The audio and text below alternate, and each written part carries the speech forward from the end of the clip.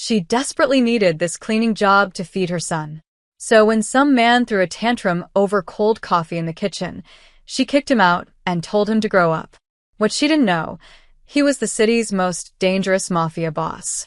And now he won't let her go. Celia Martinez needed exactly 3 things from this job: a paycheck, health insurance, and enough left over to keep Leo in that private school for 1 more year. She didn't need to know who owned the mansion, didn't need to make friends with the staff, and definitely didn't need any drama. The wrought iron gates had opened automatically when the cab dropped her off at 6 a.m. now, standing in the marble foyer with her cleaning supplies and a thermos of gas station coffee. Celia took in the crystal chandeliers and Renaissance paintings with the emotional investment of someone reading a cereal box. Rich people. Same problems. Fancier wallpaper.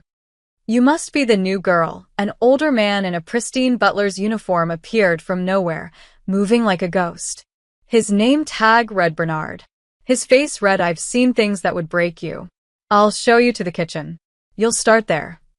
Great. Celia followed him through hallways that smelled like furniture polish and old money. The place was dead quiet, not peaceful quiet, but the kind of silence that happens when people are afraid to breathe too loud. They passed a maid dusting a vase like it might explode. Another staff member practically flattened himself against the wall to let them pass. "Is everyone here terrified of dust, or?" Celia asked. Bernard's expression didn't change. "You'll understand soon enough. 3 rules. Don't ask questions. Don't go into the East Wing. And whatever you do, don't." A crash echoed from somewhere ahead, followed by a man's voice roaring words that would make a sailor blush. Bernard's face went gray. Oh no, not today. They rounded the corner into a kitchen the size of Celia's entire apartment. All stainless steel and marble countertops, with enough cooking equipment to run a restaurant. And in the middle of it stood a man in an expensive black suit, tie loosened, dark hair slightly disheveled, holding a coffee mug like he wanted to prosecute it for crimes against humanity. "This is cold." He slammed the mug down. Coffee splashed across the counter. "How many times do I have to?" He spotted a trembling junior cook in the corner. "You. Did you make this?" The cook looked ready to faint. "I am sorry, Mr. Salerno, sir, I didn't." "Sorry doesn't make it hot, does it?" The man's voice could cut glass. He was maybe 40, with the kind of sharp features and cold eyes that suggested he'd never heard the word no, and lived in a world where people jumped when he entered a room. Right now, he was having a meltdown over coffee like a toddler who'd been told he couldn't have candy. Celia had raised a 10-year-old through terrible 2s, 3s, and every age after. She recognized a tantrum when she saw one. Bernard grabbed her arm. "Don't." Too late. "Hey," Celia's voice cut through the kitchen like a referee's whistle. "You." Suit. The man turned slowly, looking at her like she'd just appeared out of thin air. The kitchen went so quiet Celia could hear her own heartbeat. "Excuse me?" His voice dropped to something dangerous. "You're excused," Celia said flatly, setting down her cleaning supplies. "Out. My kitchen. Now." Time stopped. Somewhere, a spatula clattered to the floor. Bernard made a sound like a dying animal. The man in the suit blinked. Once. Twice. Like his brain was buffering. "Your kitchen?" "I'm the new head maid, which means this," Celia gestured around, "is my responsibility. And I'm not cleaning up after your little temper tantrum over lukewarm coffee." So she pointed at the door. "Out. Come back when you can act like a grown man." The silence that followed could have suffocated someone.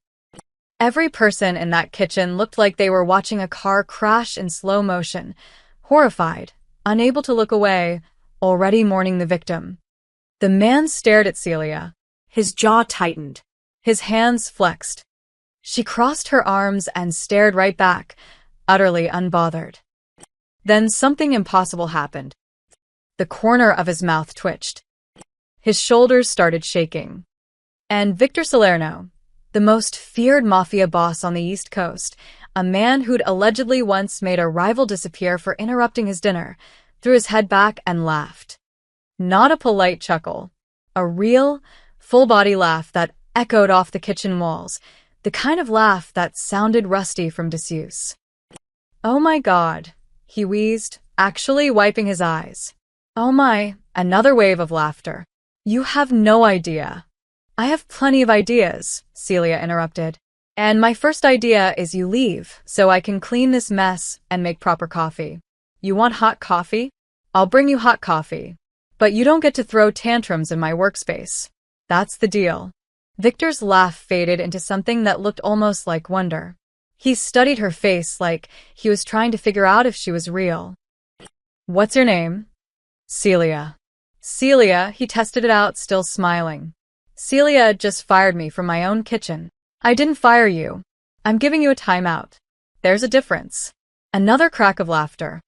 Then, to everyone's shock, Victor Salerno straightened his tie, nodded once, and walked toward the door.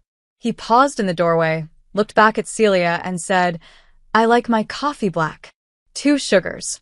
And Celia, "What?" "Welcome to the family." He left. The kitchen remained frozen for exactly 5 seconds. Then Bernard lunged forward, gripping Celia's shoulders. "Do you have any idea what you just did? Do you know who that was?" "An overgrown toddler with expensive taste in suits.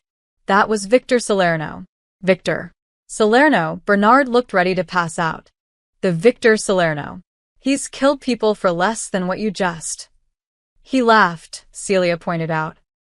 "That's what's terrifying," Bernard hissed. "He never laughs. He never. People don't talk to him like that. People who disrespect him don't. They disappear." Celia processed this information, looked around at the staff who were all staring at her like she was a ghost who didn't know she was dead yet. "Huh," she said finally. "So, I just told off a mafia boss." "Yes." "And he laughed." "Yes." Celia picked up the spilled coffee mug, examined it, and set it in the sink. "Well, too late now." "Somebody want to show me where the good coffee beans are? I've got a timeout toddler decaffeinate." Victor was still smiling when he walked into his office, and that smile made Rico Castellano want to reach for his gun. "Boss," Rico stood from the leather chair, his voice tight. "We need to talk about what just happened." Victor poured himself a whiskey. It was barely 7 in the morning, but this moment deserved it. "You mean the part where I got kicked out of my own kitchen?" "That's exactly what I mean." Rico's face was red. Behind him, 2 other lieutenants, Marco and Tommy, looked equally disturbed. "That woman disrespected you. In front of staff. In front of witnesses." "She did." Victor took a sip, savoring it. "So she has to go," Marco said, cracking his knuckles. "Today. Right now." "I'll handle it personally. Make it clean." Victor's smile vanished. The temperature in the room dropped 20 degrees. "You'll do nothing," he said quietly. The 3 men exchanged glances. "Boss, with respect," Rico started. "She stays." "Victor," Rico stepped closer, lowering his voice. "People are going to talk. They already are. Word spreads fast. If they think you're going soft, if they think you let some random maid disrespect you without consequences, let them talk." "You don't understand." Rico's voice rose. "Your reputation is everything.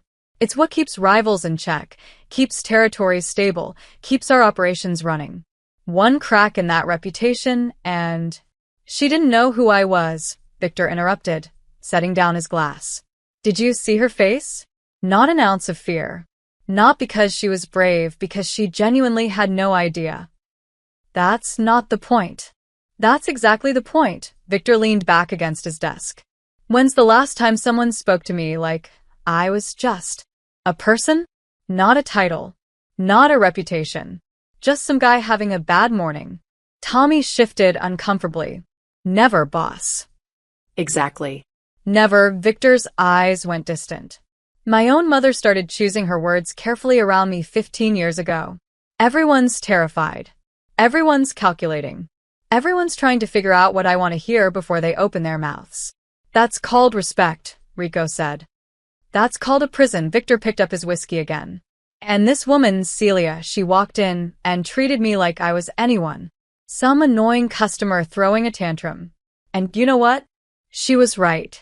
I was throwing a tantrum over cold coffee. You're allowed to throw tantrums, Marco protested. You're Victor Salerno.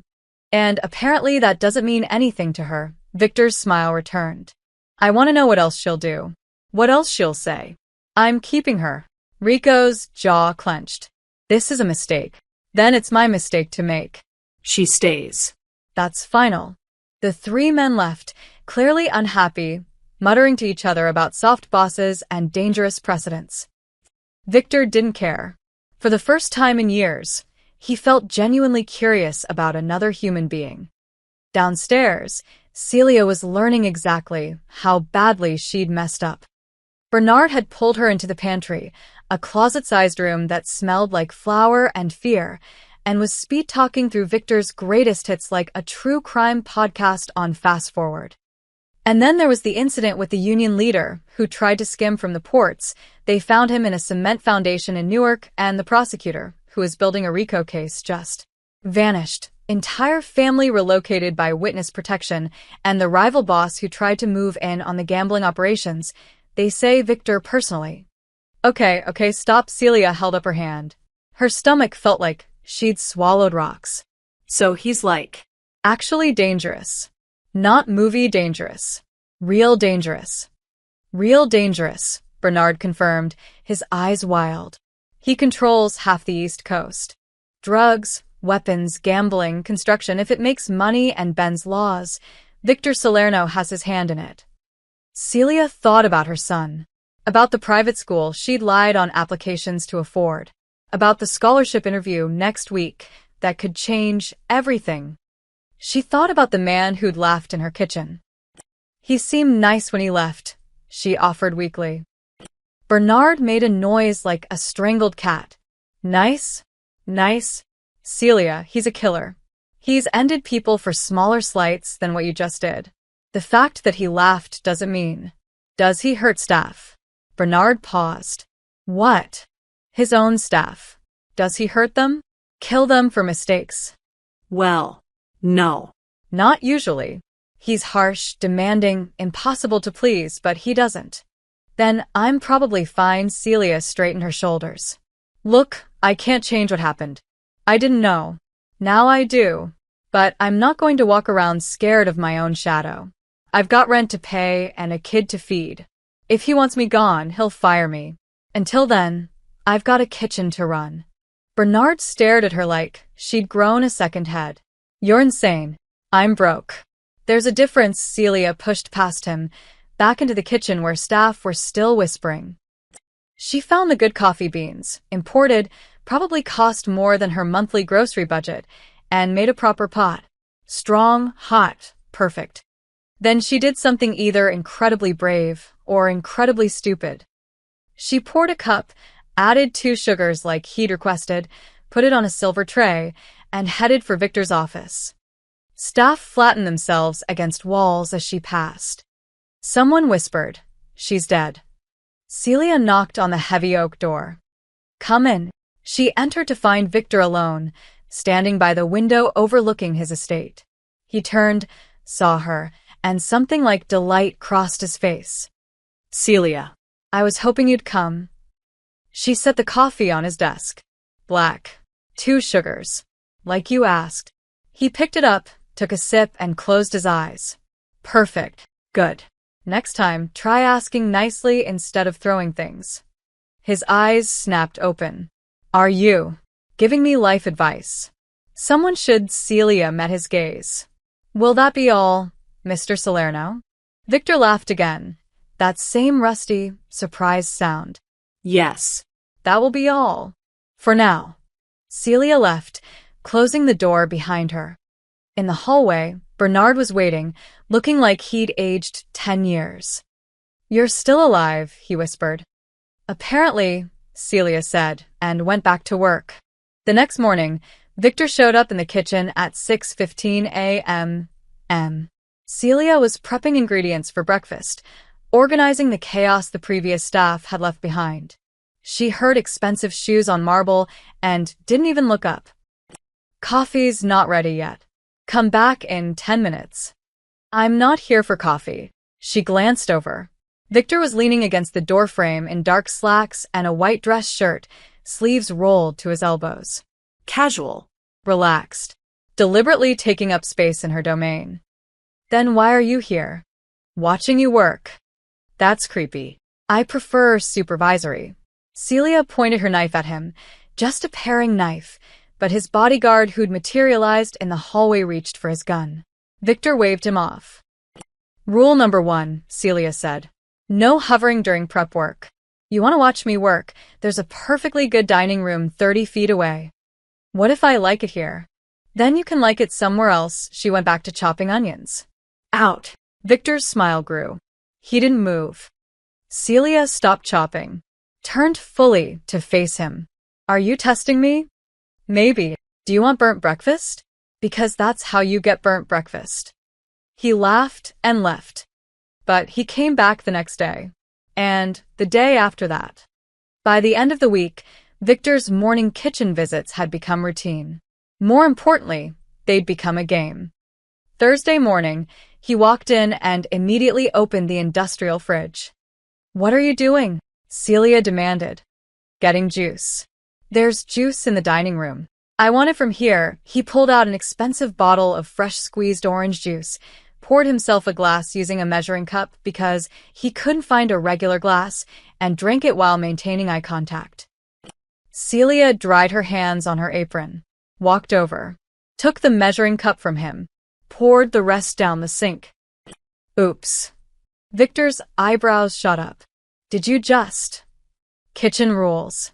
No unauthorized personnel drinking from prep equipment. That measuring cup now needs to be sanitized. She held his gaze.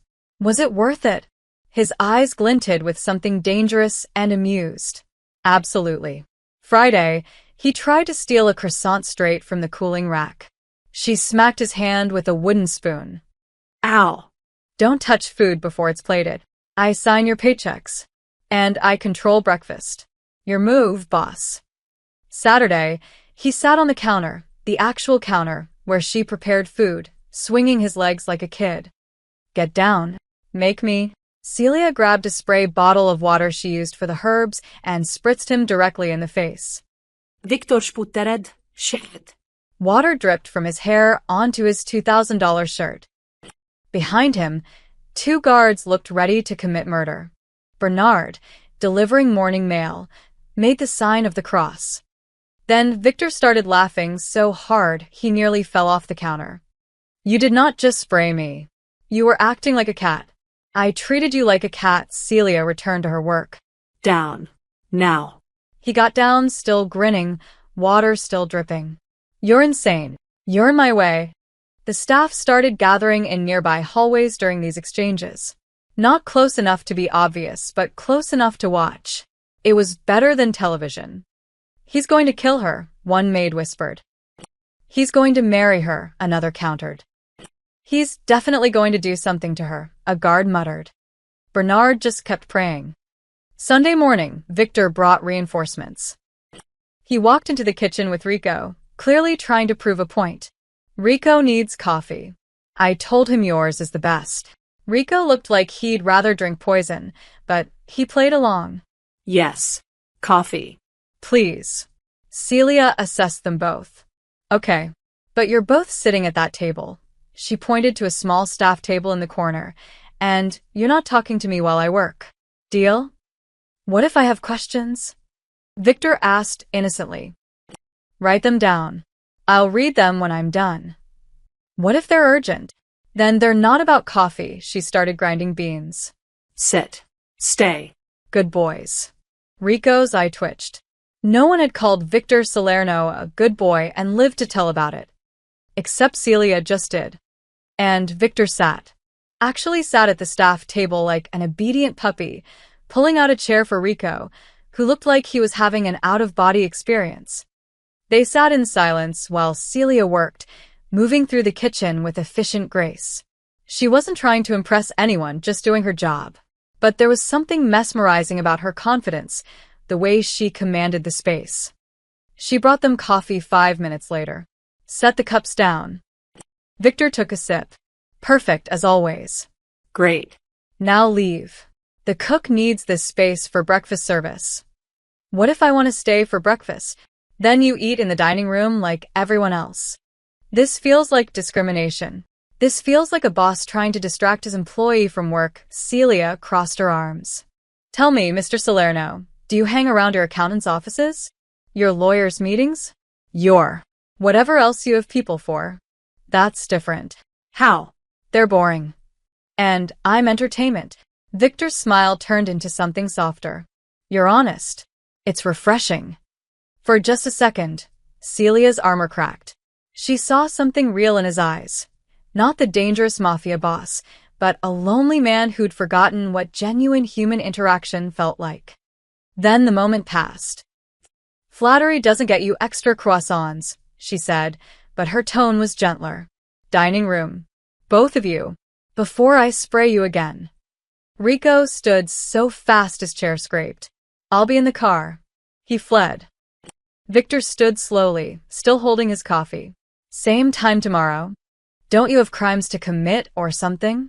I multitask. He headed for the door, then paused. Celia? What? Your kitchen rules. I like them. He left before she could respond. Celia stood there, wooden spoon in hand, feeling something she absolutely should not be feeling about her employer. Especially one who could make her disappear. God help me, she muttered, and got back to work. It started with the gardener. Marcus Webb had worked the Salerno estate grounds for 6 years. 6 years of saying, yes, sir, keeping his head down, and working whatever hours were demanded without complaint. That's how you survived in Victor's world. Invisible, obedient, grateful. But he'd watched the new maid spray Victor Salerno in the face with water. And he'd watched Victor Salerno laugh. So on Monday afternoon, when Rico told him to stay late and replant the entire rose garden before a meeting the next morning, no overtime pay, naturally, Marcus heard himself say something he'd never said before. No. Rico stopped mid-stride. Turn slowly. Excuse me? I said no. Marcus's heart was hammering, but he kept going. It's 5 p. and my shift ends at 5. You want evening work, you pay evening rates. That's fair. The garden went silent. 2 other groundskeepers pretended to be very interested in their rakes. Rico's face turned purple. Do you know who you're talking to? Ida. And I'm still saying no. Marcus thought of Celia pointing her knife at Victor. You want the roses done tonight. Pay me overtime. Otherwise, I'll do it tomorrow during regular hours. You're fired. Then I'm fired. Marcus started packing his tools. His hands were shaking, but he kept his voice steady. I'll get my final check from payroll. He made it 3 steps before Rico grabbed his arm. Let him go. Everyone turned. Victor stood on the terrace, coffee cup in hand, looking almost bored. He must have been watching the whole thing. Boss, Rico started. He asked for fair pay, for fair work. What's the problem? Victor took a sip of coffee. Marcus, you want overtime rates? Marcus swallowed. Yes, sir. Fine. Time and a half. Standard rate. Victor turned to Rico. Make sure payroll knows. And Rico? Next time you need rush work done, you come to me first. We don't bully the staff. He walked back inside. Rico looked like he'd been slapped. Marcus looked like he'd seen God. The story spread through the mansion like wildfire. By Tuesday, the head housekeeper, a woman named Patricia, who'd been terrorized by Rico's sister for months, actually knocked on Victor's office door. Bernard tried to stop her. Patricia, don't. You can't just. Watch me, she knocked harder. Come in. Patricia entered. Victor was reviewing documents, didn't look up. Mr. Salerno, I need to discuss the cleaning schedule. Talk to Rico. I tried. He ignored me. So I'm talking to you. She pulled out a crumpled piece of paper. This is the schedule Rico's sister made. She has me working doubles 3 times a week with no advance notice. I have a daughter. I need consistent hours, or I can't arrange childcare. Victor finally looked up, studied her face. How long has this been happening? 8 months. And you're just telling me now? Patricia lifted her chin. I was scared. Then I watched you let Marcus negotiate overtime. I watched you get kicked out of your own kitchen by a woman half your size. I figured, maybe things are different now. Something flickered in Victor's eyes. Not anger, something more complicated. Give me that schedule. She handed it over. He scanned it, his jaw tightening. This is garbage. You should have come to me months ago. He grabbed a pen, made quick notes. You want regular hours? Monday through Friday, 8 to 4. No surprises. Same pay. Tell Rico's sister if she has a problem, she talks to me. Patricia's eyes went glassy. Thank you, Mr. Salerno. And, Patricia? Anyone else having scheduling problems, send them to Bernard. He'll keep a list. This stops today. She left looking dazed. Victor sat back, rubbing his temples. When had he become the kind of boss who didn't know his own staff was being abused? When had he stopped caring? By Wednesday, the mansion felt different. Staff made eye contact in hallways. Quiet conversations happened in break rooms. Someone actually laughed, out loud in the foyer. And Rico was losing his mind. This has to stop. He cornered Victor in the study, Marco and Tommy flanking him. Do you see what's happening? The staff thinks they can negotiate now. They think they have power. They're asking for basic fairness, Victor said calmly. They're undermining the hierarchy. Your authority. My authority is fine. Is it? Rico slammed his hand on the desk. Because from where I'm standing, it looks like that maid walked in here and turned everything upside down. The staff used to be invisible. Quiet. Now they're making demands. They're making requests, Victor corrected. And reasonable ones. She's softening you, Rico said quietly. Dangerously. Can't you see it? Ever since she showed up, you're different. Laughing. Compromising. Being. Nice, he said, nice, like it was a terminal disease. Maybe I was being an asshole before. You were being a boss. Rico's voice rose. Fear is what keeps this organization running. Fear is what keeps territories in line, keeps rivals away, keeps. I don't want people scared in my own house, Victor interrupted, his voice hard. My enemies should fear me. My staff should respect me. There's a difference. Since when? Since I had someone treat me like a human being instead of a monster, and I realized how much I missed it, Victor stood, getting in Rico's face. You want to challenge my decisions? Fine. But you do it privately, and you do it with respect. Otherwise, you can leave. Rico stepped back, shocked. Victor had never threatened to dismiss him before. They'd been together for 15 years. Boss, I'm just trying to protect. I know. And I appreciate that. But this is my call. The household staff gets treated fairly. That's the new rule. You have a problem with that, you know where the door is. Rico left, stiff with anger. Marco Linegerth. Boss, the guys are talking. Some of them think. They think you're going soft. Let them think what they want. And if rivals hear about this? If they think you're vulnerable? Victor's smile turned cold. The old Victor, the dangerous one. Then they're welcome to try something. And I'll remind everyone exactly who I am. Marco nodded and left. Alone, Victor walked to the window. Down the garden, he could see Celia walking back from the greenhouse, probably getting fresh herbs for dinner. She was singing. He could see her lips moving, completely unaware of the earthquake she'd caused. She'd been here less than 2 weeks and had already revolutionized his household. Victor wasn't sure if that terrified or thrilled him. Possibly both.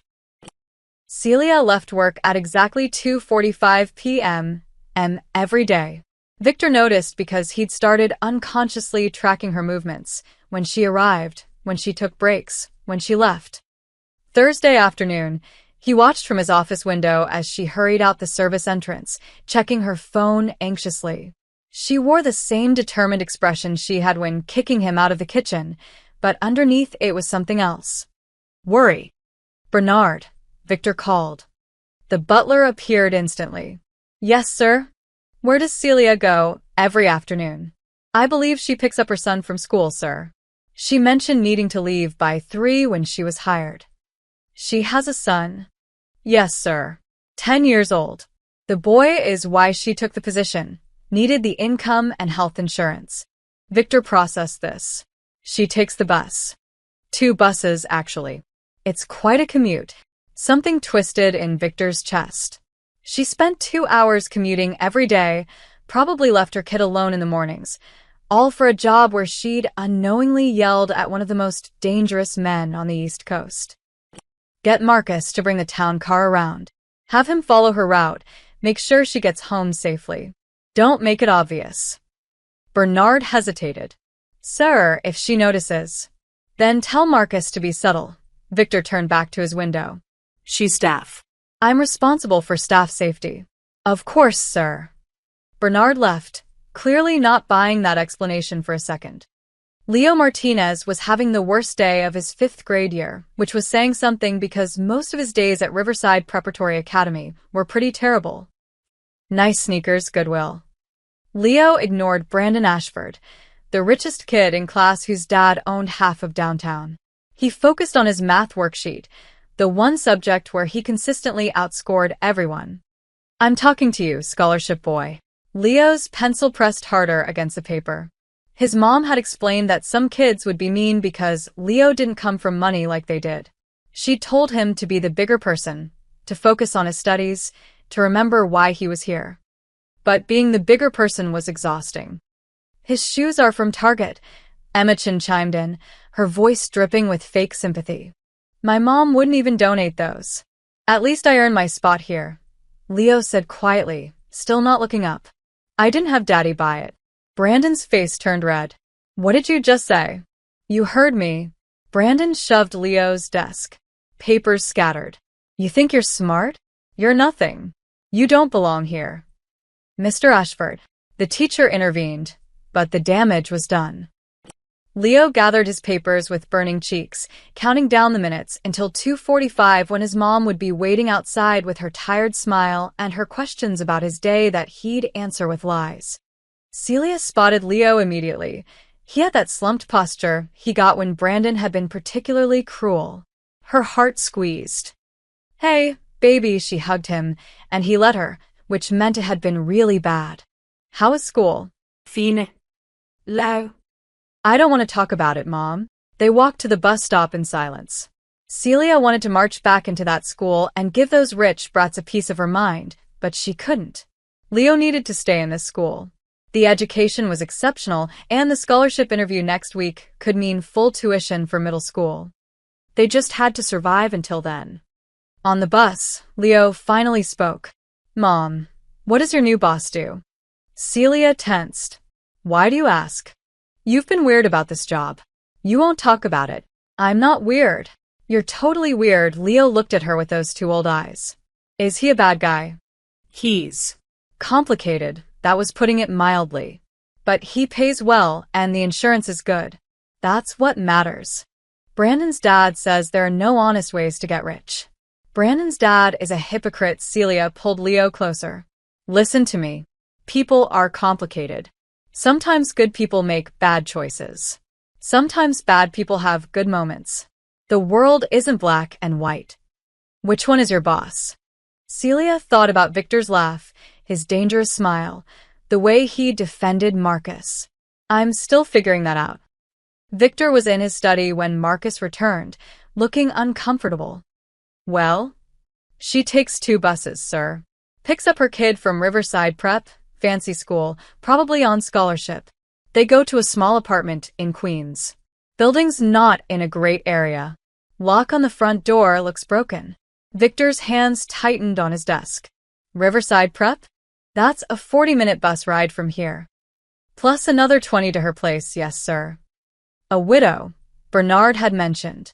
A widow with a 10-year-old son, working herself to exhaustion, living in a building with a broken lock, all so her kid could have opportunities she probably never had.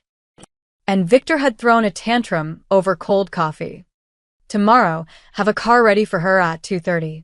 Tell her it's a new staff benefit, transportation for those with children. She'll refuse, sir. Then make it a company policy. Non-negotiable. Victor pulled out his phone, texted his head of security. And get someone to fix that front door lock. Make it look like the landlord finally got around to it. Marcus's lips twitched into an almost smile. Anything else, sir? Find out what scholarship she's applying for. Quietly. Sir? Just do it. After Marcus left, Victor sat alone with his whiskey, thinking about a woman who faced him without fear but probably lay awake every night worrying about making rent. A woman who'd lost a husband. A woman who didn't know Victor had probably crossed paths with every criminal organization in the city at some point. A woman whose past he suddenly, desperately needed to understand. He opened his laptop and typed her full name into the secure database his people maintained. Celia Martinez. Queens, New York. Widow. The file loaded. Victor's blood went cold. Husband. Daniel Martinez. Deceased. Former soldier. Victor's crew. 8 years ago. The botched warehouse operation. The one that still kept Victor up some nights.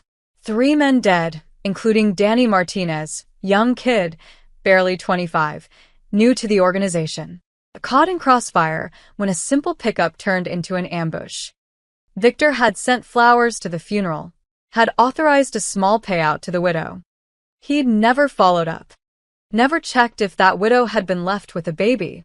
Never imagined she'd walk back into his life 8 years later and kick him out of his own kitchen. Oh, Celia, Victor whispered to the empty room. What are you doing here? She knew. She had to know. She'd taken a job working for the man whose operation had gotten her husband killed. The question was, why? Revenge? Unlikely. She'd had a dozen chances to poison him by now. Desperation? More probable. Sometimes survival trumped vengeance.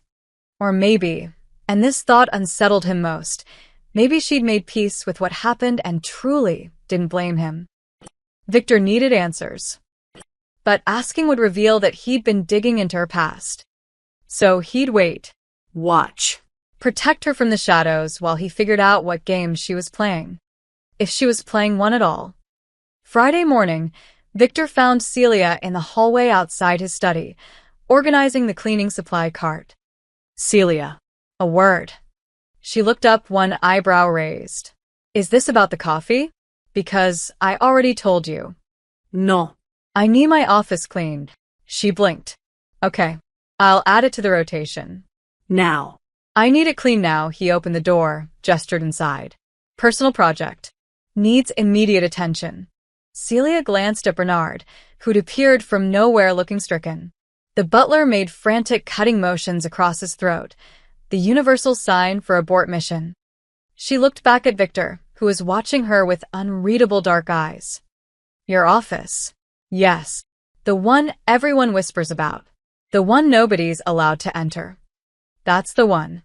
She grabbed her supply caddy. Fine. Move. Victor's mouth twitched. He stepped aside. Behind her, Bernard made a sound like a dying whale. The office was exactly what she expected. All dark wood, leather furniture, and masculine intimidation.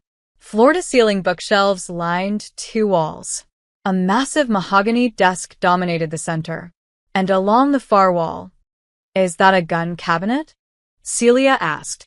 Yes, with actual guns. They're not decorative. Victor settled into his desk chair, clearly planning to watch her work. Problem? Nope. Just confirming I'm cleaning a murder museum. She set down her supplies and pulled out a feather duster. Don't shoot me if I accidentally bump something. I'll try to restrain myself. She started with the bookshelves, methodically working through leather-bound volumes that probably cost more than her monthly rent. Victor watched her like a hawk studying a mouse. Celia refused to be the mouse. She worked her way to the gun cabinet, a beautiful antique piece with glass doors showcasing an array of handguns, rifles, and things she didn't have names for. She opened it without asking. Behind her, Victor went very still. These are filthy, she announced, running her cloth along the shelves. When's the last time someone cleaned in here? No one cleans in here. I can tell. She carefully moved a Glock to dust underneath it. Do these all work? Yes. Ever use them? What do you think? Celia glanced back at him. He was leaning back in his chair, fingers steepled, expression carefully neutral. Testing her, waiting for fear. I think you're trying to scare me, she said, returning to her dusting. I also think it's not working. Why is that? Because if you wanted me dead, I'd already be dead. She closed the gun cabinet, moved to his desk. You're not subtle, Mr. Salerno. You're about as subtle as a brick. Victor's lips curved. Most people find me terrifying. Most people don't have a 10-year-old son. You know what's terrifying? 5th grade math homework. She started rearranging his desk without asking, moving papers, straightening his pen holder, relocating his laptop to what she clearly deemed a better position. What are you doing? Organizing. This desk is a mess. That's classified paperwork. Then don't leave it lying around. She picked up a sheet, squinted at it. I can't read Italian anyway. Is this a shipping manifest? Put that down. Putting it down, she set it in a neat pile. You really need a filing system. Victor stood, moved around the desk until he was close enough that she had to look up at him. He was a tall man, broad-shouldered, with the kind of presence that made rooms feel smaller. You're not curious? He asked quietly. About what I do? What those papers mean? Nope. Most people would be. Most people don't have enough problems of their own. Celia held his gaze. Your business is your business. I just work here. He studied her face, searching for something. You're not afraid of me. Should I be? Everyone else is. Everyone else isn't me. She moved past him, deliberately breaking the tension, and headed for the bar cart in the corner. The crystal decanters filled with amber liquid caught the light. She picked one up, sniffed it, wrinkled her nose. Oh my God, what is this? Floor cleaner? Victor's jaw dropped. That's a 50-year-old scotch. It costs $3,000 a bottle. Then you got scammed. She set it down, picked up another. This one smells like a hospital. Do you actually drink this stuff or just collect it to look impressive? I drink it. Why? To punish yourself. She moved to the next decanter. Okay, this one's not terrible. What is it? Irish whiskey. 25 years. See, this is drinkable. She set it down. The rest is just expensive garbage. Victor stared at her. This woman, this maddening, impossible woman, had just insulted his taste in liquor, reorganized his desk, casually handled his firearms, and dismissed his entire intimidating aesthetic as not subtle. And she was completely, utterly sincere. Celia. What? Why did you take this job? The question clearly caught her off guard. Her hand paused on the whiskey decanter. I needed the money. I told you that. You knew who I was before you applied. It wasn't a question. Her shoulders tensed slightly, the first real sign of discomfort he'd seen. I knew the name, she admitted quietly. Didn't know the face until that first morning, but you knew the reputation. Everyone knows the reputation. She turned to face him fully. I also knew you pay 3 times what normal housekeeping jobs pay, and you offer health insurance. My son has asthma. Do you know what inhalers cost without insurance? So, this is just about survival. This is about being a mother. Her voice hardened. I don't have the luxury of moral high ground, Mr. Salerno. I don't get to pick and choose who I work for based on whether they're nice people. I pick based on who can keep my kid alive and in school. The honesty was brutal, refreshing. And the fact that I'm a criminal doesn't bother you? Celia grabbed her cleaning supplies. You want absolution from your maid? Go to church. You want your office cleaned? That'll be done in 10 minutes. You want me to judge your life choices? Get a therapist. She headed for the door. Celia. She stopped but didn't turn. You're not what I expected, Victor said softly. Yeah, well. You're exactly what I expected. She glanced back, something complicated in her expression. A man who thinks fear and respect are the same thing. They're not. She left. Victor stood in his reorganized office, surrounded by his floor cleaner, scotch, and his carefully curated intimidation, and realized something fundamental. Celia Martinez wasn't playing a game. She wasn't pretending to be brave. She wasn't trying to impress or manipulate him. She was just herself, exhausted, honest, doing what she had to do to survive. And somehow, that was more dangerous than any scheme she could have plotted. Because it made him want to protect her. And wanting things, wanting people was how men like Victor got destroyed. The Rusty Anchor wasn't the kind of bar that appeared in tourist guides. Tucked into a forgotten corner of Brooklyn, it catered to a specific clientele, men who did business in shadows and settled disputes with violence. Enzo DeLuca sat in the back booth, nursing his third bourbon, listening to his Lieutenant Tommy, Two Fingers Greco, tell the story for the third time. "I'm telling you, boss, it's true. My cousin works security at the Salerno estate. He saw it himself. This maid, 5'0", nobody special. She kicked Victor out of his own kitchen. Told him to leave. Called him an overgrown toddler." Enzo's weathered face remained impassive, but his eyes glittered. And Victor did what? Laughed. Actually laughed. Then left like she'd given him an order. Tommy leaned in. "That's not even the best part. She's been there 2 weeks now. Staff is getting bold. Demanding overtime pay, regular schedules. The gardener actually told Rico Castellano no to his face, and Victor backed the gardener. Victor backed the help over his own consigliere. Swear on my mother's grave." Enzo set down his glass carefully. He'd been in this business 40 years. Long enough to recognize a crack in armor when he saw one. Victor Salerno had controlled the East Coast ports for a decade through sheer ruthlessness. The man was a ghost story that rival organizations told to keep their soldiers in line. You didn't challenge Victor. You didn't even look at Victor wrong. But a man who let staff disrespect him? That was a man who'd lost his edge. "Tell me about this maid." Tommy pulled out his phone, showed a grainy photo, looked like a security camera capture. A woman with dark hair pulled back, simple clothes, unremarkable except for the fire in her eyes as she pointed at something off-camera. Celia Martinez. Widow, 1 kid. Lives in Queens. Takes 2 buses to work every day. Widow of who? Danny Martinez. Low-level soldier, who died in that warehouse mess 8 years back. One of Victor's operations that went sideways. Enzo's eyebrows rose. She's working for the man who got her husband killed.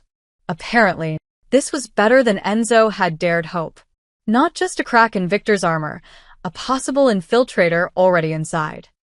"You think she's playing an angle?" Enzo asked. Nah. "Word is she's just broke. Needs the money," Tommy shrugged. "But here's the thing, Victor's different around her. Softer. My cousin says he watches her leave every day. Had his driver start taking her home for safety. He's protecting her. He's attached to her. Looks like it." Enzo smiled slowly. In this business, attachments were weaknesses. And weaknesses could be exploited. "I want everything on Celia Martinez. Where she lives, where the kid goes to school, her routine, her vulnerabilities. Everything." "You thinking what I think you're thinking?" Victor's built his reputation on being untouchable, unknowable, but a man protecting someone. Enzo tapped his glass. That's a man with something to lose. And when the East Coast sees that Victor Salerno can be hurt through a maid, when they see he's gone soft, his territories become vulnerable. "You want to move on his operations?" Not yet. "First, we test the waters. We prove he's compromised." Enzo's smile turned cold. "We prove the legend is just a man." 3 miles away, in a small apartment in Queens, Celia helped Leo with his homework while mentally calculating whether she could afford new sneakers for him this month. The ones he had were developing holes. "Mom, you're not paying attention." "Sorry, baby. What was the question?" "If a train leaves Chicago at 60 miles per hour. Her phone buzzed. A text from an unknown number. "Carl will pick you up at 6 a.m. tomorrow. Company policy. Don't argue." There. Despite everything, she smiled. The man communicated through commands even in text messages. She typed back, "I can take the bus." His reply was instant. "You can. But you won't. See you tomorrow." "Who's that?" Leo asked, trying to peek. "My boss." He's Persistent. "Is he nice?" Celia thought about Victor's dangerous smile, his gun cabinet, the way his entire household flinched at his presence. She thought about him laughing in her kitchen, defending Marcus, reorganizing his world to accommodate her schedule. "He's complicated," she said finally. "Like I told you before. You talk about him a lot." "I do not." "You totally do. Mr. Salerno this, Mr. Salerno that." Leo mimicked her voice, grinning. "Finish your homework. Are you friends with him?" No. "He's my boss." "But you like him." Leo. "You smile when you talk about him. You never smile about anything work-related." Celia opened her mouth to argue, then closed it. When had her 10-year-old become so observant? "It's not like that," she said quietly. He lives in a different world than us. A dangerous world. We work together. That's all." Okay, Leo didn't sound convinced, but he went back to his math. Celia stared at her phone, at Victor's text, and felt something twist in her chest. She couldn't afford to like Victor Salerno. Couldn't afford to see him as anything other than a paycheck. Because men like him, men who lived by violence, they destroyed everything they touched eventually. She'd already lost one person to that world. She couldn't lose herself to it too. Back at the Rusty Anchor, Enzo's phone rang. He answered without greeting. "It's done," a nervous voice said. "I got access to the staff schedule.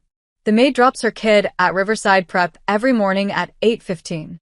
Picks him up at 2:45. Like clockwork." Good. "How much?"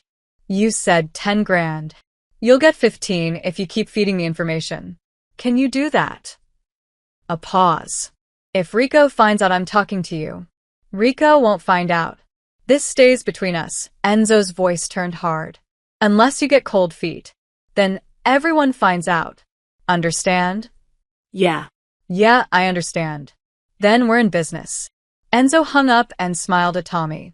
"Get our people ready. I want eyes on the kids' school starting Monday. Routine surveillance only, no moves yet. Just watch and learn." "You're really doing this? Going after Victor's maid?" "I'm not going after her." Enzo finished his bourbon. "I'm proving a point. The great Victor Salerno has a weakness.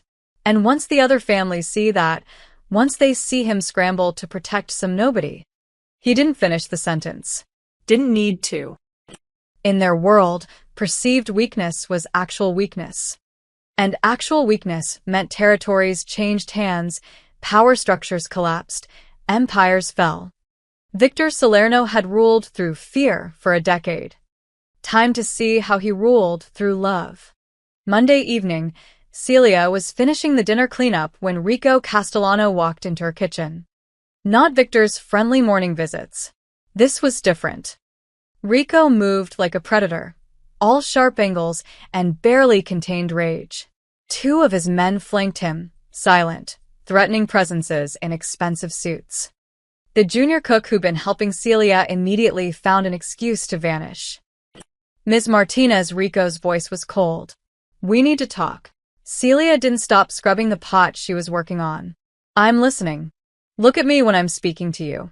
She set down the pot, turned slowly, met his eyes with the same unbothered expression she'd given Victor 2 weeks ago. "Better?" Rico's jaw clenched. "Do you know what you've done? Made dinner? Cleaned the kitchen?" My job. "Don't play stupid." He stepped closer. "Since you arrived, this household has fallen apart. Staff making demands, questioning orders, disrespecting authority. Asking for fair treatment isn't disrespecting authority. It is when they forget their place." Rico's voice rose. "We have an order here. A hierarchy. Victor at the top, then his lieutenants, then everyone else. That system works because everyone knows where they stand." Celia crossed her arms. "Sounds like a system that works great for you. It works for everyone. It keeps things stable. It keeps people scared, Celia corrected. There's a difference. Rico took another step forward. He was trying to intimidate her with his physical presence, a tactic that probably worked on most people. Celia had faced down an angry mafia boss over cold coffee. She'd raised a strong-willed 10-year-old through the terrible twos.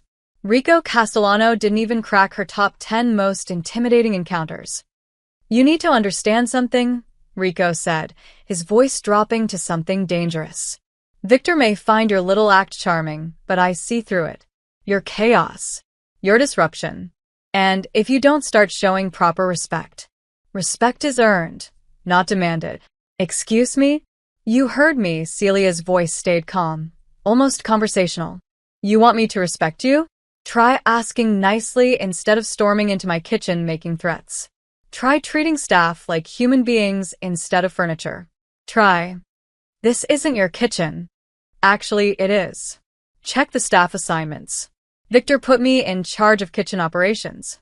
Which means you, she pointed at the door, need to leave. The two guards shifted uncomfortably. Rico's face turned an unhealthy shade of purple. You're firing me? From a kitchen? I'm asking you politely to leave my workspace. See? That's how respect works. I demonstrated it. Your turn. Do you have any idea who you're talking to? Rico Castellano, consigliere. Victor's right hand.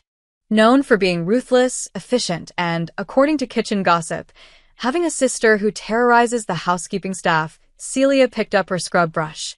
Did I miss anything? You're making a mistake. Maybe. But it's my mistake to make in my kitchen.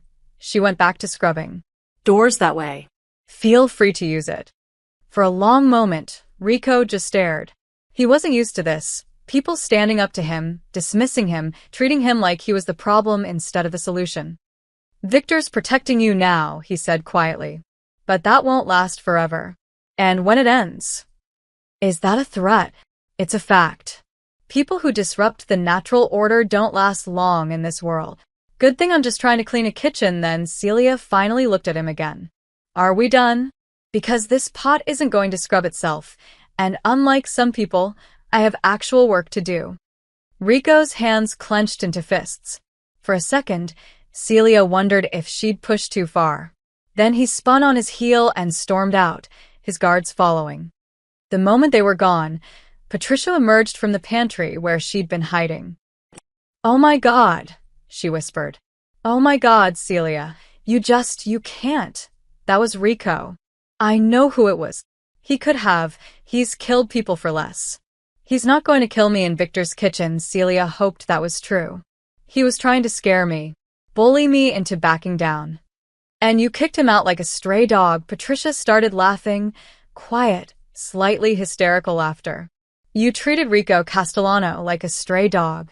From the hallway, Celia heard whispers, realized at least half a dozen staff members had been listening.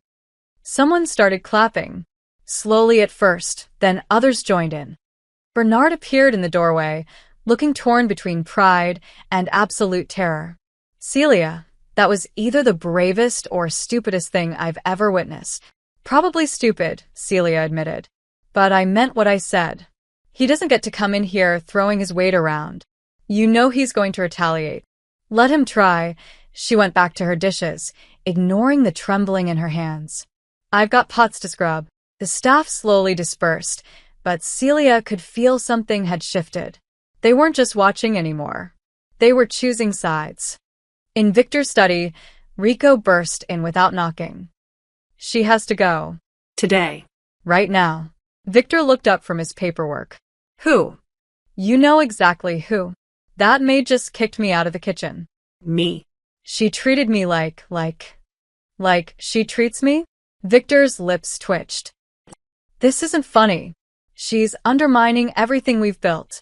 The staff thinks they can challenge us now. They think they have power. They think they have basic rights. That's not the same thing. It leads to the same place, chaos. Rico slammed his hands on the desk.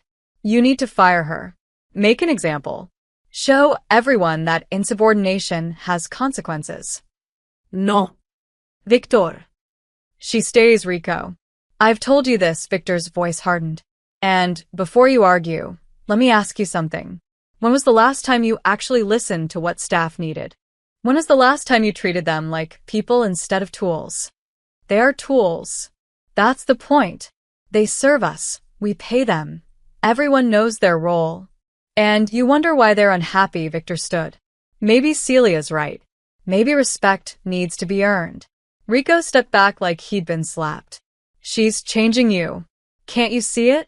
The woman shows up and suddenly you're questioning everything, soft on staff, letting people talk back. I'm questioning whether fear is the only way to lead. It's the best way to lead. It's kept you alive, kept our operations running, kept rivals in check for 10 years. And it's made my own home feel like a prison. Victor moved to the window. Down in the garden, he could see Celia leaving through the service entrance, probably heading to her car, the one he'd arranged for her. She's not changing me, Rico. She's reminding me I'm human. In our world, that's a weakness. Maybe. Or maybe it's the only thing that keeps us from becoming monsters. Victor turned back to his consigliera. She stays. That's final. And if you go near her again trying to intimidate her, we're going to have a problem. Rico's eyes widened. You're choosing her over me? I'm choosing to run my household the way I see fit. You have a problem with that. There's the door. For the second time that day, Rico Castellano was dismissed from a room. He left rigid with fury, already planning his next move. If Victor wouldn't see reason, maybe he needed a reminder of what happened when you let sentiment cloud judgment. Maybe he needed to see exactly what kind of danger Celia Martinez represented.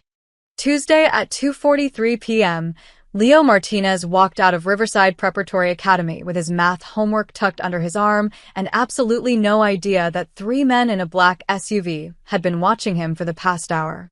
Marcus, Victor's driver, sat in the town car 50 yards away, engine idling, checking his watch. Ms. Martinez had texted that she'd be 2 minutes late. Heavy traffic on the expressway. Leo stood under the school's front awning, waiting. Other kids streamed past him toward expensive cars driven by nannies and parents. Brandon Ashford made a point of bumping Leo's shoulder on the way to his mom's Range Rover. See you tomorrow, scholarship boy. Leo ignored him, pulling out his phone to text his mom that he was waiting. He didn't notice the black SUV pulling up to the curb. But Marcus did. Something was wrong. The vehicle stopped too close to Leo. Wrong angle. Wrong body language from the driver. Marcus's hand moved to the gun in his shoulder holster. The SUV's back door opened. Leo Martinez? A man in a dark jacket stepped out, smiling like a friendly uncle. Your mom asked me to pick you up. Traffic's bad. She's running late. Leo frowned. My mom didn't. She texted me. Come on, kid, let's go. She's worried. Marcus was already out of the car, moving fast. Leo took a step back. I don't know you. Smart kid. The man's smile turned cold. But we're doing this the easy way or the hard way. He lunged. Leo screamed. Marcus pulled his gun. Back off. Everything happened at once. 2 more men jumped from the SUV. One pulled a weapon. Parents screamed, grabbing their children. The school's security guard fumbled for his radio. Marcus fired a warning shot into the air. Get away from the kid. The first man had Leo by the arm. Leo twisted, bit down hard on the man's hand. Little bastard. Marcus tackled the man, both of them crashing to the pavement. Leo broke free, ran toward the school entrance. The second man caught him. Got him. Go, go, go. They dragged Leo toward the SUV. He fought, kicking, scratching, screaming, but he was 10 years old, and they were grown men. Then 3 black sedans screeched into the school driveway. Victor's security team poured out, 6 men, heavily armed, moving with military precision. Drop him. The kidnappers hesitated for exactly 2 seconds. Then they shoved Leo toward the school doors and ran for their SUV. Gunshots cracked through the afternoon air. The SUV's tires squealed as it tore out of the parking lot, one window shattering from return fire. Victor's men gave chase in 2 of the sedans, but the priority was securing the kid. Leo sat on the concrete, shaking, while a guard checked him for injuries. Marcus had a split lip and murder in his eyes. Get him to the car. Now. Call Victor. Celia's phone rang while she was still stuck in traffic. Hello. Ms. Martinez, it was Marcus, his voice tight. Your son is safe. But there was an incident at his school. I'm bringing him to the estate now. Her entire world tilted. What kind of incident? Men tried to take him. We stopped them. He's not hurt, but... What? The word came out as a scream. Someone tried to kidnap my son? We have him. He's safe. Victor wants you to meet us at the estate. I'm coming to the school. The school's on lockdown. Police are there. Ms. Martinez, please come to the estate. Leo's asking for you. The call ended. Celia sat in gridlocked traffic, her hands shaking so badly she could barely grip the steering wheel. Someone had tried to take her baby. Someone had put their hands on Leo. Because of her. Because she worked for Victor Salerno. The fear crystallized into something else. Rage. She walked into Victor's mansion 40 minutes later, like a hurricane. Staff scattered. Bernard tried to intercept her. Ms. Martinez, Leo's in the kitchen with. She shoved past him. Leo was sitting at the kitchen table, wrapped in a blanket, drinking hot chocolate. He looked small, scared, but alive. Mom. She grabbed him, held him so tight he wheezed. Checked him over with shaking hands, no injuries, no blood, just fear in his eyes that no 10-year-old should have. I'm okay, he whispered. Mom, I'm okay. Marcus saved me. Where is he? Her voice was ice. Where's Salerno? Celia, Bernard started. Where is he? His office. She stormed out, leaving Leo with Patricia and Bernard. Took the stairs 2 at a time. Burst through Victor's office door without knocking. Victor was on the phone, surrounded by his lieutenants. They all turned startled. She didn't care. You, she pointed at Victor. Outside. Now. Celia, I'm in the middle of. I don't care what you're in the middle of. Her voice cracked. Someone just tried to kidnap my son. My son. Because of you. The room went silent. Victor set down his phone slowly. Everyone out. Boss, Rico started. Out. The lieutenants fled like their lives depended on it. When the door closed, Celia let loose. You said working here was safe. You said staff was protected. But your world followed me home and put my baby in danger. Tears streamed down her face, fury and fear mixing. He's 10 years old, Victor. They grabbed him at school. I know. No, you don't know. You don't have kids. You don't understand what it's like to get a phone call saying someone tried to take the only thing in this world that matters. She was shaking. I should never have taken this job. I should never have. Stop, Victor moved toward her, hands raised. Celia, stop. Breathe. Don't tell me to breathe. Then listen, his voice was hard. This wasn't random. This was Enzo De Luca, a rival trying to get to me through you. My men are already hunting him down. He made a mistake attacking someone under my protection. Under your protection? Celia laughed bitterly. They got within 5 feet of my son. And my men stopped them. Marcus took a beating to keep Leo safe. I have 6 guys in the hospital and another 10 tracking that SUV across 3 states. Victor's eyes blazed. No one touches what's mine and walks away. I'm not yours. Leo's not yours. We're just. You're more than staff. The words came out rough. Raw. You've been more than staff since the moment you kicked me out of that kitchen. Celia froze. Stared at him. You can't say things like that, she whispered. Why not? Because men like you destroy everything they care about, her voice broke. My husband died in your world, Victor. I can't. I won't let Leo. That's not going to happen. You can't promise that. Watch me. He stepped closer, his presence overwhelming. Enzo De Luca just signed his death warrant. By tomorrow morning, he'll know what happens when someone threatens my people. And Leo will have round-the-clock protection until this is resolved. I should quit. Take Leo and leave. Go somewhere you people can't find us. You could, Victor's voice softened. Or, you could let me fix this. Let me protect you both properly. Celia wanted to run. Wanted to grab Leo and disappear. But she'd tried running from poverty, from grief, from fear. Running never worked. If anything happens to him, she started. It won't. If it does, I'll kill you myself. Victor's lips twitched despite everything. I believe you. She left without another word, returning to Leo. Victor stood alone in his office, making a decision. Enzo De Luca had made this personal. Time to remind everyone why you didn't touch Victor, Salerno's world. That night, Victor couldn't sleep. Leo was safe in one of the guest rooms, Celia in another. Guards patrolled every entrance. His security team was executing a coordinated manhunt across 3 states. But Victor sat in his office at 2 a.m., staring at a file he'd opened hours ago and couldn't stop reading. Daniel Martinez, age 25 at time of death. Married to Celia Rodriguez Martinez. One son, Leo, age 2.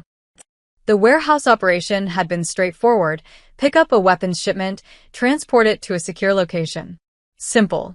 Routine. Except someone had tipped off the feds. They'd walked into an ambush. 3 men died in the crossfire before Victor's crew could extract. Danny Martinez had taken 2 bullets to the chest, covering their retreat. Victor had called him a hero at the funeral. Had handed Celia an envelope with $50,000 and a promise that his family would be taken care of. Then Victor had moved on to the next crisis, the next operation, the next war. He'd never followed up, never checked if that promise had been kept, never wondered about the widow with the toddler. 8 years later, she'd walked into his kitchen and kicked him out. She'd known. All along, she'd known exactly who he was. The question that kept Victor awake was simple and impossible. Why? Revenge? She'd had a dozen chances to poison his food, tamper with his medication, slip information to his enemies. Desperation? More likely. But taking a job with the man responsible for your husband's death required a special kind of desperation, or forgiveness Victor wasn't sure he'd earned. At 3 a.m., he heard footsteps in the hallway. Celia appeared in his doorway, wearing borrowed sleep clothes, her hair loose around her shoulders. She looked younger, vulnerable. Couldn't sleep either? She asked. No, he closed the file. Too late, she'd already seen her own name on the folder. Her expression didn't change. So you finally figured it out. How long have you known who I was? Since before I applied for the job. She walked in, settled into the chair across from his desk like they were discussing the weather. I knew your name, your reputation, what you did. And you came to work for me anyway. I did. Why? Victor's voice was raw. Your husband died in my operation. I got him killed. Why would you? You didn't get him killed. Celia's voice was steady. Calm. Danny made choices. He knew the risks when he joined your crew. He knew what world he was entering. That doesn't make it okay. No. It doesn't, she looked at him directly. But it makes it his responsibility, not just yours. Victor stood, paced to the window. I should have followed up. Should have made sure you were taken care of. I gave you money at the funeral, and just forgot. You didn't forget. You moved on. That's what people like you do. No accusation in her voice. Just fact. The $50,000 helped. Covered the funeral, gave me time to figure out my next move. But money runs out, Victor. Especially with a kid. So you took a job with me out of desperation. I took a job that paid 3 times the market rate and offered health insurance my son desperately needed. She leaned back. Was I supposed to let Leo suffer because of pride? Because of anger at a man I'd never met? Most people would. Most people have the luxury of choices. I don't. Celia's eyes never wavered. You want me to hate you? Fine. I'll hate you on my own time. But when I'm standing in your kitchen making your coffee, I'm just doing my job. How can you separate it like that? Practice. Necessity. She stood, moved to stand beside him at the window. You think you're the first powerful man I've had to swallow my feelings around? I've smiled at landlords who gouged my rent. Thanked teachers who looked down on my son for being poor. Worked for managers who sexually harassed me because I needed the paycheck. Victor's jaw clenched. Did anyone hear? No. Your staff is professional. That's not the point, she turned to face him. The point is I survive, Victor. That's what I do. I put Leo first and I survive. Your guilt doesn't change my rent. Your remorse doesn't pay for inhalers. So yes, I took a job with the man whose operation got my husband killed. Because that man pays well. The honesty was brutal. Beautiful. You're not afraid of me, Victor said quietly. Not because you don't know what I am, but because you've already lost everything that matters once. What else can I do to you? Exactly. Celia's smile was sad. You don't scare me, Victor. You're just a man who eats in my kitchen. A man who throws tantrums over cold coffee. A man who, despite everything, seems lonely. I'm a killer. Probably. But you're also the guy who defended his gardener's right to overtime pay. Who arranged a car service, so I wouldn't take 2 buses. Who's currently losing sleep over whether you failed my husband 8 years ago. She reached out, touched his arm lightly. You're complicated. I told Leo that. I didn't lie. Victor looked at her hand on his arm. Such a simple touch. When was the last time someone had touched him without fear or calculation? Celia, Don't, she pulled her hand back. Don't apologize for Danny. He made his choices. Don't promise to protect me. You've already proven you will, even though it makes you a target. And definitely don't tell me how you feel about me, because we both know where this is going and neither of us can afford it. Where is it going? She met his eyes, and for the first time, he saw her armor crack completely. Saw fear and want and resignation. Somewhere dangerous, she whispered. For both of us. I don't care. You should. Men like you don't get happy endings, Victor. And women like me can't afford to bet on fairy tales. She headed for the door. Get some sleep. Tomorrow you're going after Enzo, and I need to figure out what to do about Leo's school. Celia. She stopped but didn't turn.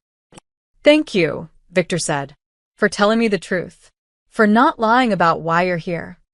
I'm here because you pay well and my son needs insurance, she said firmly. That's the truth. The rest is just complications. She left. Victor stood alone in his office, surrounded by files documenting his crimes, and one folder about a woman who saw through all his armor to the lonely man underneath. He'd spent 10 years building a reputation on fear. And Celia Martinez had dismantled it in 2 weeks by treating him like a human being. The realization should have terrified him. Instead, for the first time in years, Victor Salerno felt something close to hope. Even if he knew, like Celia did, that their story probably didn't have a happy ending. Men like him never did. Word spread fast in their world.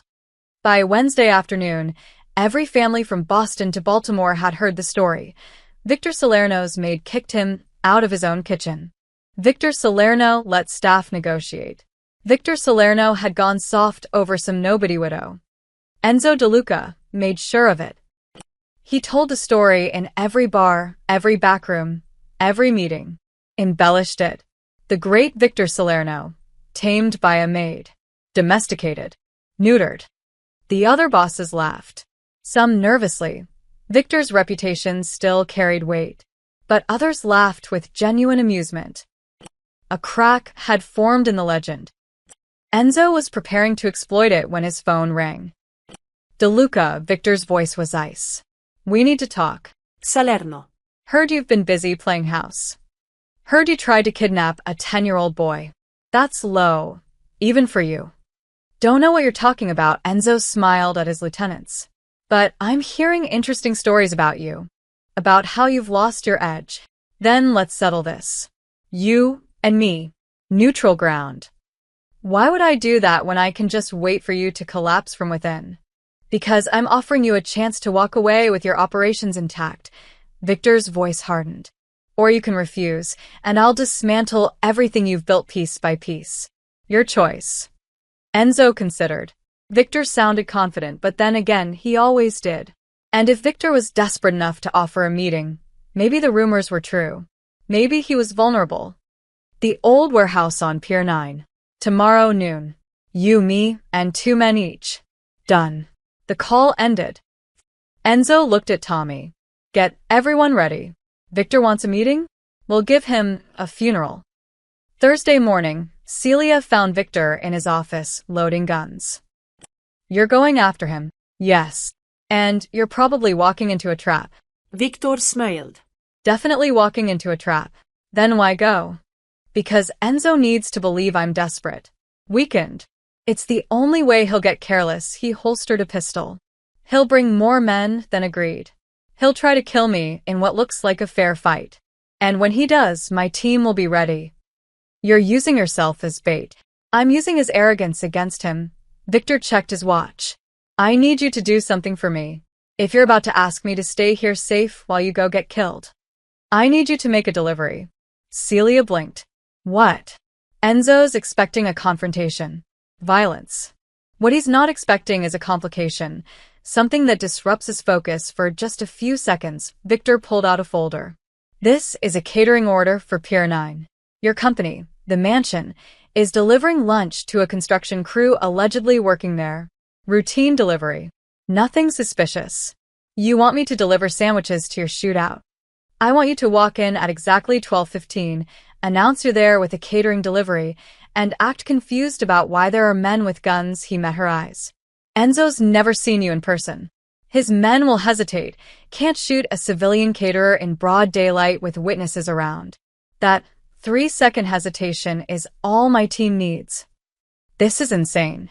Completely. I could get killed. You'll have a wire and 6 of my best men in position. If anything goes wrong, you drop the food and run. They'll extract you.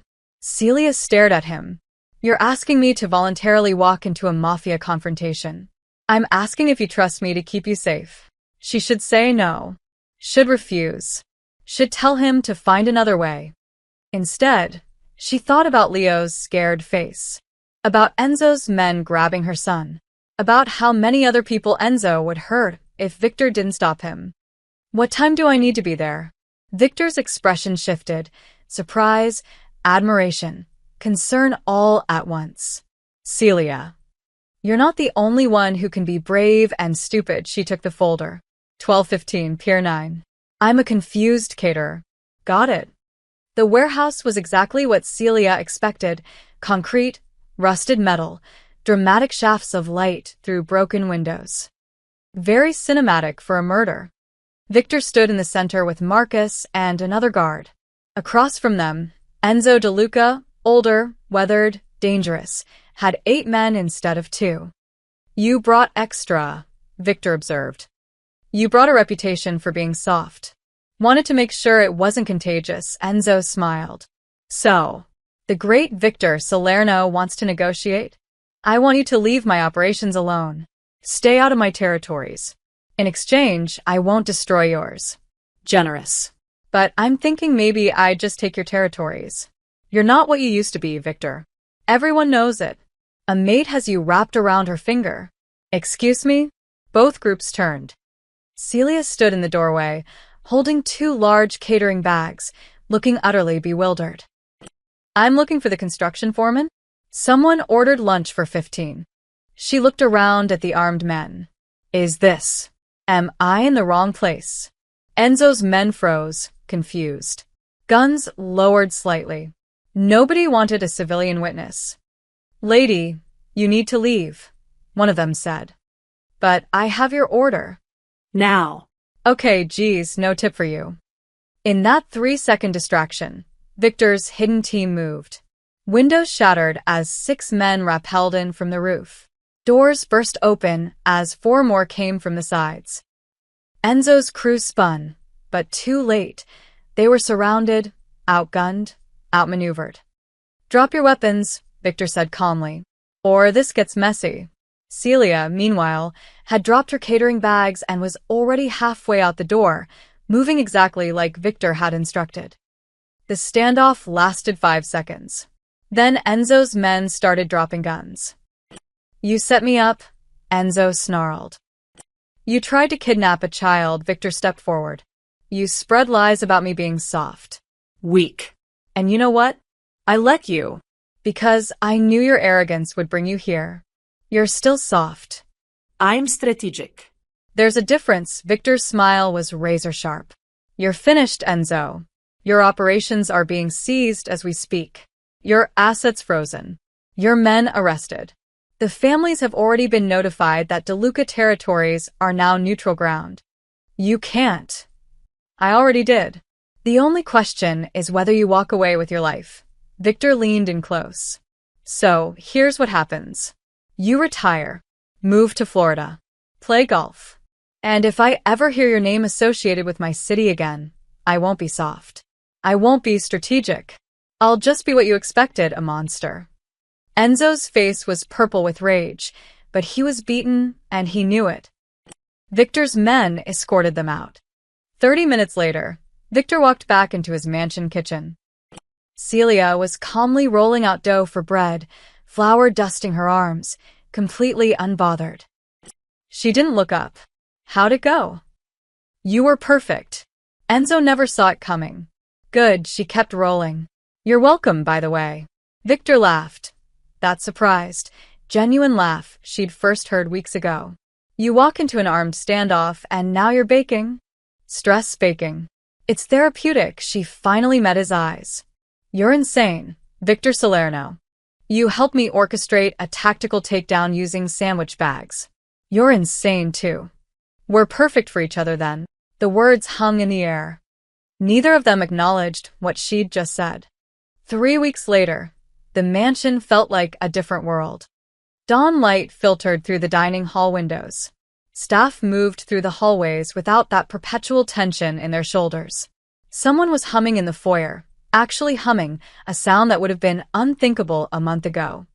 In the kitchen, Celia supervised breakfast prep while Patricia cracked jokes with the junior cook.